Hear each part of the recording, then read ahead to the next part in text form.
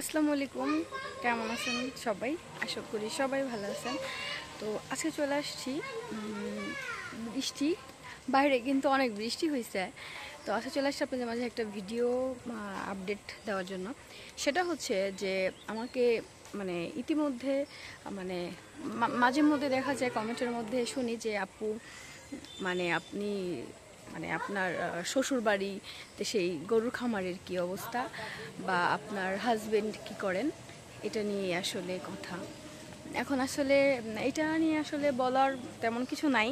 তবুও হচ্ছে, যেহেতু আপনারা বারবার করে আগ্রহ নিয়ে জানতে চান, বা আমার হাজব্যান্ড আমাদের বাসায় থাকে কি না, এটা নিয়েই তো কথা। এখন আসলে কি জানেন, যেমন হাজব্যান্ড যদি আমাদের এইখানে থাকে তাতেও আপনাদের সমস্যা, যদি এইখানে না থাকে তাতেও আপনাদের সমস্যা। আসলে আপনাদের যে শান্তি কোথায়, কি করলে লাগবে, এটা আপনারা হয়তো বা নিজেরাও জানেন না। হ্যাঁ, তো মাঝে মধ্যে দেখা যায় যে কিছু কিছু মানুষের মুখে চুলকায়, তারা যদি চুলকানো বাদ দিয়ে যদি কচু গাছ চাবায় চাবায় খান, তাও মানে চুলকানির ওষুধ এটা ভালো হবে। এটা খাইতে পারেন আপনারা, এটা আমার পক্ষ থেকে সাজেশন। তো এখন হচ্ছে আমার শ্বশুর বাড়ির যে গরুর খামারটা, আসলে ওই গরুর খামারটা এখন আর নাই। সেটা কেন নাই, সেটা হচ্ছে গরু বিক্রি করে দিচ্ছেন। বিক্রি করে এখন আমার হাজবেন্ড কোথায়, সে হচ্ছে দেশের বাহিরে গেছেন। তো দেশের বাহিরে থাকেন। তো এটাই। তো গরু এখানে বেশ আলহামদুলিল্লাহ হয়ে গেছিলো। গরুতে কোনো সমস্যা ছিল না, যেটা আমার দৃষ্টিকোণে দেখা গেল যে ওইখানে প্রায় গরু হয়ে গেছিলো মেবি বাচ্চা টাচ্চা দিয়ে 9টার মতো। হ্যাঁ, এরকম বাচ্চা দিয়ে। তো সেই গরুগুলো হচ্ছে বিক্রি করা হয়েছে, কারণ তার হচ্ছে দেশে মন টিকে না, মন বসে না আসলে। কিছু কিছু জিনিস আছে, যেমন মানে অনেক কাজই শুরু করছে, শুরু করার সময় খুবই আগ্রহ নিয়ে করছে, কিন্তু সেটা লাস্ট ফিনিশিং করতে পারে না। এটা শুধু তার দোষ না, এটা আসলে অনেক মানুষই এমন আছে, কারণ সবাই তো একরকম না। অনেক মানুষই এমন হয় যে একটা কাজ আগ্রহ নিয়ে শুরু করে, কিন্তু সেটা লাস্ট ফিনিশিং সে দেখতে পারে না, বা সে করতে পারে না। এটা শুধু তার না, কিছু প্রায় না, কিছু কিছু মানুষ এমন হয়, আসলে তাদের মেন্টালিটি দেওয়া হয় যে আগ্রহ নিয়ে করে, কিন্তু লাস্টে ওই ধৈর্য আর ওরকমভাবে আর হয় না আসলে। তো সব কিছু হচ্ছে আল্লাহ তাআলার ইচ্ছা আসলে, যে কখন কখন কে কীভাবে কী করবে, এটা হচ্ছে তারই হুকুম মাফিকই চলবে, এটা নিয়ে। তো আমাদের ওইখানে শ্বশুরবাড়ির ওইদিকে তো দেখা গেছে দুধের বাজার অনেক, 80 টাকা 100 টাকা করে দুধের বাজার।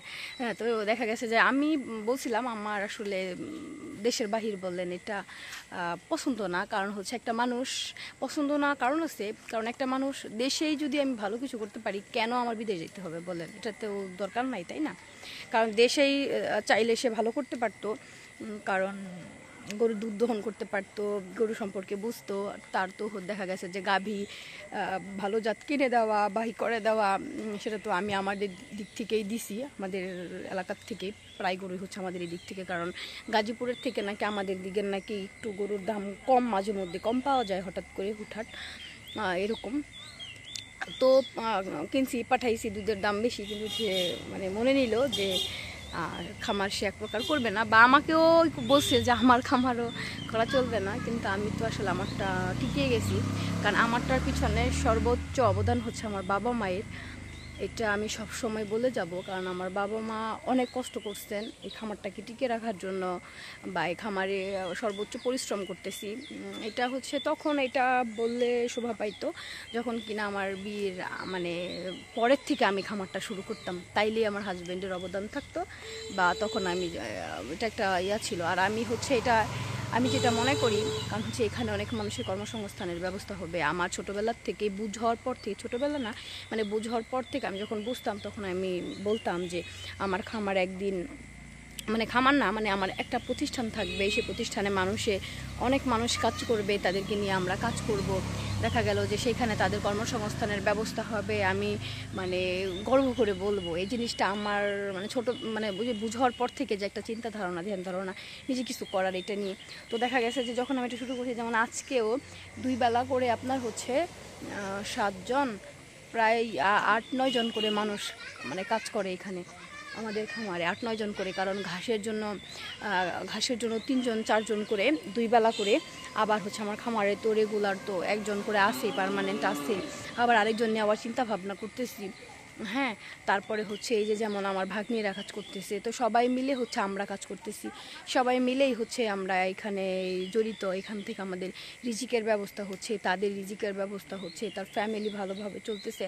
তো দেখেন মানে এরকম যে কারণ এখন আমাদের দিকে ধান শেষে ওইরকম কোনো ভালো সিজনাল কোনো কাজ পাওয়া যায় না, মানে ধান আমাদের দিকে ধানের আবাদ যখন শেষ হয়ে যায় তখন আর ওইরকম কোনো হয় না। তো এই জন্য যখন তো ধানের কৃষিকাজ শেষ, এখন মানুষে কি করবে, ওইরকম কোনো কাজকর্ম নাই।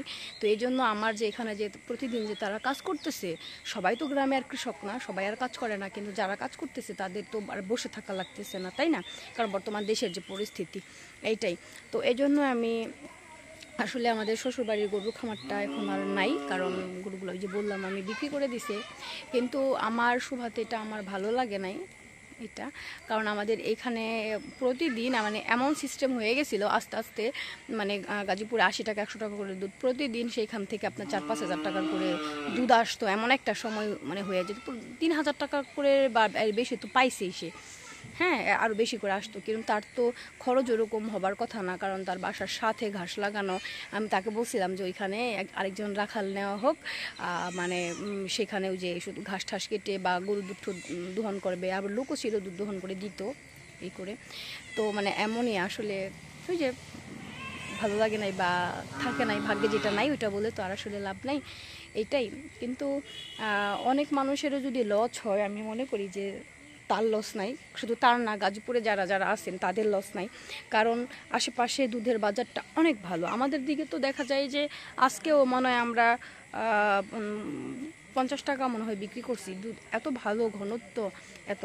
আর মানে দূর দূরান্ত হচ্ছে মানে যদি দুধ পাতলাও হয় তাও হচ্ছে তাদের অনেক ভালো দাম পাওয়া যায়, এইটা নিয়েই।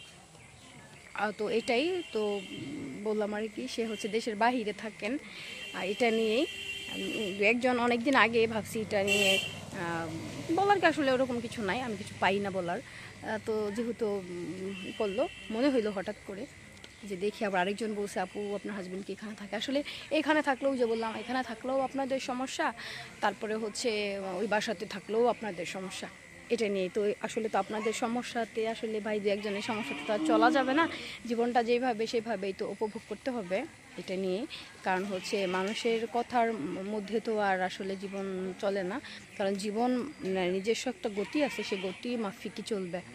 হ্যাঁ এটাই, গতি মাফিকই চলবে। যেমন যেমন এই যে দেখেন, সময় কিন্তু কারোর জন্য কিন্তু থেমে নেই। যেমন ওই খামারটা কিন্তু এখন আর কিন্তু ওইভাবে বন্ধ হয়ে গেছে, বা বন্ধ হয়নি, মানে বন্ধ হয়নি, বন্ধ করে দিছে আর কি। তাইলে দেখেন ওই যে ওই জিনিসটা কিন্তু মানে তার মানে ব্রেনেই কিন্তু চলছে, তাই না? যে সে মানে একবার ডিসাইড করছে যে সে থাকবে না দেশে, বন্ধ করে দিবে।